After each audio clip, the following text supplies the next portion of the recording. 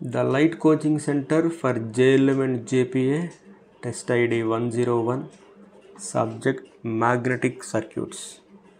MCQ number 26. The unit of magnetic field strength or magnetic field intensity is. Magnetic field strength or magnetic field intensity యొక్క unit ఎంత అంటాడు. H is equal to mmf by L. So MMF అంటే N into I by L. MMF అంటే ampere turn by metre. So ampere turn by metre ఉంది, option ఏలో ఉంది. Next, the flux density is defined as ఏ.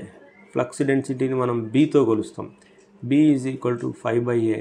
5 అంటే ఏంటిది webers, A అంటే metre square. So the amount of magnetic field passing through unit area is nothing but magnetic flux density. Option A. Next వచ్చేసేసి 28th question. 28th question, the unit of magnetic flux density. So B is equal to 5/A. 5 అంటే flux, A అంటే area, unit area. ఫ్లక్స్కి unit ఏంటిది webers, unit ఏరియాకి ఏంటిది metre square. Weber per metre square or tesla. ఇక్కడ option సిలో weber per metre ఇచ్చిండు, weber per metre square ఇస్తే కరెక్ట్. నెక్స్ట్ 28 చూడండి, the magnitude motive force MMF is given by. MMF అంటే ఏంటిది magnitude motive force which is equal to N into I, where N be the number of turns, I be the current through the turns. So that's why N into I, option B correct. The unit of magnetomotive force, ఎంఎంఎఫ్కి unit ఏంటని అడిగిండు. ఎన్కి I, N అంటే number of turns కాబట్టి turns, I అంటే current కాబట్టి amperes. Ampere turns is the answer. Next, the reluctance of the magnetic circuit is analogous to. Reluctance of a magnetic circuit is analogous to resistance in an electrical circuits. Then the reluctance అనేది which oppose the flow of flux. Resistance అనేది which oppose the flow of electric current. So option number A. 32 వచ్చేసి the unit of reluctance is. Reluctance యొక్క unit చూడండి. So 5 which is equal to mmf by reluctance. So reluctance which is equal to mmf by flux. అంటే దీన్ని ఇక్కడికి పంపించి అంతే. So ఎంఎంఎఫ్కి ఏంటిది ampere turns, ఫ్లక్స్కి ఏంటిది weber. So ampere turns per weber is the answer for the unit of the reluctance.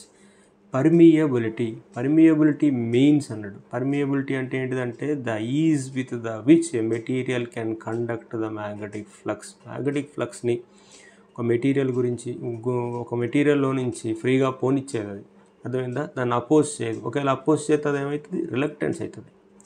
Next, the unit of permeability. మనకి permeability unit కనుక్కోవాలంటే B is equal to mu into H, mu is equal to B by H. బీకి already మనకి units తెలుసు, weber per metre square. హెచ్కి MMF by L. MMF అంటే N into Y, ampere turn divided by M. ఈ ఎమ్లో cancel అవుతుంది, ఇక్కడ ఒక ఎమ్ మిగులుతుంది కాబట్టి weber per ampere turn metre is the answer. 35 వచ్చేసి రిలక్టివిటీ is the reciprocal of. Reluctance అంటే ఏంటని చెప్తా, it oppose the flow of flux, అర్థమైందా, మ్యాగ్నెటిక్ ఫ్లక్స్. దాన్ని ఫ్రీగా అలౌ చేస్తుంది కాబట్టి పర్మియబిలిటీ అనేది రిలక్టెన్స్కి ఆపోజిట్లో ఉంటుంది. నెక్స్ట్ వచ్చేసి రెసిడ్యుయల్ మ్యాగ్నెటిజం అంటే ఏంటిది. What is residual magnetism? The ability of a material to retain its magnetization after the magnetic force is removed. Magnetic force remove చేసినా కానీ ఒక మెటీరియల్ ఆ మ్యాగ్నటైజేషన్ అనే స్వభావాన్ని కలిగి ఉండడాన్ని రెసిడ్యుయల్ మ్యాగ్నెటిజం అంటారు. ఎగ్జాంపుల్ చెప్పాలంటే ఇప్పుడు టపారియా స్క్రూ డ్రైవర్ ఉంది. ఆ స్క్రూ డ్రైవరు స్క్రూస్ని అతుకుతూ ఉంటాయి వాటికన్నిటికీ. యాక్చువల్గా టపారియా స్క్రూ డ్రైవర్లో ఉపయోగించింది మ్యాగ్నెట్ కాదు, కానీ వాడు దాన్ని ఏం చేశారంటే మ్యాగ్నటైజేషన్ చేసి పంపిస్తారు. చేయడం వల్ల అవి అట్లా మ్యాగ్నెట్ లాగా యాక్ట్ చేస్తూ ఉంటాయి. నెక్స్ట్ వచ్చేసి రిటెంటివిటీ అంటే ఏంటిది. రిటెంటివిటీ అంటే the ability of a material to retain its magnetization. మ్యాగ్నటైజేషన్ని రీటైన్ చేసుకునే స్వభావం కలిగిన ఏ మెటీరియల్ అయినా కానీ రిటెంటివిటీతో మనం పోలుస్తాం. నెక్స్ట్ వచ్చేసి మ్యాగ్నెటిక్ సాచురేషన్ అంటే ఏంటిది? మ్యాగ్నెటిక్ సాచురేషన్ అంటే the magnetic field strength reaches its maximum limit, దాన్ని మ్యాగ్నెటిక్ ఫీల్డ్ సాచురేషన్ అంటారు. ఈ సాచురేషన్ తర్వాత ఒక్కసారి మిషన్ సాచురేషన్లోకి వెళ్ళిపోతే ఇక మిషన్కి మనం ఎలాంటి ఇన్పుట్ ఇచ్చినా కానీ, అంటే ఫీల్డ్ కరెంట్ ఎలాగో పెంచినా తగ్గించినా కానీ ఫ్లక్స్ అనేది డెవలప్ కాదు, ఇంక్రీజ్ అవ్వదు, అలాగని డిక్రీజ్ కూడా కాదు, అదేవిధంగా కాన్స్టెంట్గా మెయింటైన్ అవుతూ ఉంటుంది. నెక్స్ట్ వచ్చేసి permeance is reciprocal of. Permeance అనేది మ్యాగ్నెటిక్ ఫీల్డ్ని ఎలో చేయడానికి ఉపయోగపడేది. సో దాన్ని అపోజ్ చేసేది ఎవరు? రిలక్టెన్స్ అనేది దాన్ని అపోజ్ చేసేది. నెక్స్ట్ వచ్చేసి యూనిట్ ఆఫ్ పర్మియన్స్. ఇందాక మనం చూసినాం కదా, రిలక్టెన్స్కి యూనిట్స్ ఏంటిది? Ampere turn per weber. దీన్ని రివర్స్లో రాస్తేనే కదా పర్మియన్స్ వచ్చేది. So weber per ampere turn per metre అనేది యూనిట్ ఆఫ్ పర్మియన్స్. నెక్స్ట్ వచ్చేసేసి మ్యాగ్నెటిక్ ససెప్టబిలిటీ అంటే ఏంటిది? మ్యాగ్నెటిక్ ససెప్టబిలిటీ అంటే the degree to which a magnetic material can be magnetized. ఏ రేంజ్లో అయితే అది మ్యాగ్నటైజ్ అవుతుందో అది దేని మీద డిపెండ్ అవుతుంది అంటే ససెప్టబిలిటీ మీద మనకి డిపెండ్ అయి ఉంటుంది. సో నెక్స్ట్ వచ్చేసేసి చూడండి, the classification of magnets is based on. Magnets ఏ క్లాసిఫికేషన్ మీద బేస్ అవుతాయి? దేర్ మ్యాగ్నెటిక్ ప్రాపర్టీస్ మీద బేస్ అయ్యి క్లాసిఫై అవుతాయి అనమాట. Permanent magnet, temporary magnets, electro magnets ఇలాగ. Which of the following is a type of magnet? Is a type of magnet. అదేవిధంగా so అన్ని టైప్ ఆఫ్ మ్యాగ్నెట్సే, permanent magnet, temporary magnet, electro magnet. వీటి మూడికి డిఫరెన్స్లు కూడా ఉన్నాయి. Electromagnetism refers to. ఎలక్ట్రోమాగ్నెటిజం అంటే ఏంటిది? The interaction of electric fields and magnetic ఫీల్డ్నే ఎలక్ట్రోమాగ్నెటిజం అంటారు. అదేవిధంగా next, the phenomena of electromagnetic induction was discovered by Nicholas Tesla కాదు, మైకెల్ ఫారడే ఇన్ 1831లో ఆయన డిస్కవరీ చేసింది ఇదంతా. అదేవిధంగా Faraday's laws of induction states ఏం స్టేట్ చేస్తుంది? ఫారడేస్ లాస్ ఆఫ్ ఇండక్షన్ ఏం స్టేట్ చేస్తుంది అంటే ద ఇండ్యూస్డ్ ఎలక్ట్రోమోటివ్ ఫోర్స్ అంటే the EMF is proportional to rate of change of magnetic flux అంటాడు. అంటే ఈ which is equal to minus dψ/dt అని చెప్తున్నాడు. అర్థమవుతుందా? నెక్స్ట్ వచ్చేసేసి self induced EMF is proportional to self induced EMF is produced when. ఎప్పుడు produce అయితే? The current in coil changes. Current in coil changes కావాలంటే ఖచ్చితంగా ఫ్రీక్వెన్సీ ఉండాలి. ఫ్రీక్వెన్సీ లేని దగ్గర ఇండ్యూస్డ్ ఈఎంఎఫ్ రాదు.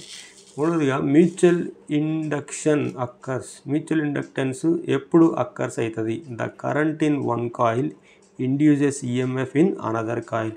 ఒక కాయిల్లో ఉన్న కరెంటు ఇంకో కాయిల్లో ఈఎంఎఫ్ని ఇండ్యూస్ చేయగలిగితే దాన్నే మ్యూచువల్లీ ఇండ్యూస్డ్ ఈఎంఎఫ్ అని అంటాం.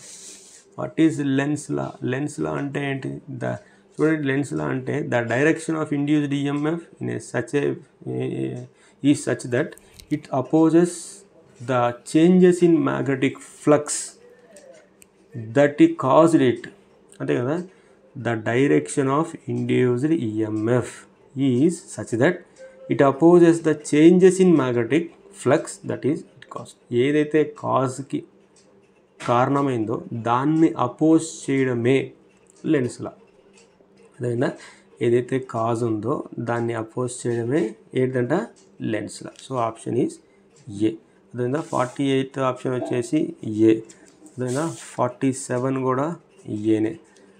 46 వచ్చేసేసి 46 కూడా నియర్లీ మనకి ఏనే. అదేవిధంగా 46 కూడా ఏనే. సో నెక్స్ట్ 50th వచ్చేసేసి అకార్డింగ్ టు లెన్స్ లా ప్రకారం if the magnetic flux increases through a coil the induced will ఏదంటే according to Lenz law oppose the increase in flux. ఖచ్చితంగా మ్యాగ్నెటిక్ లెన్స్లో ఏం చేస్తుంది? కాజ్ని అపోజ్ చేస్తుందని చెప్పాం కాబట్టి option is B. Thank you. From 26 to 50 magnetic సర్క్యూట్స్లో నుంచి మ్యాగ్నెటిక్ ఫీల్డ్స్లో నుంచి క్వశ్చన్స్ తీయబడ్డాయి. అర్థమవుతుందా? Thank you.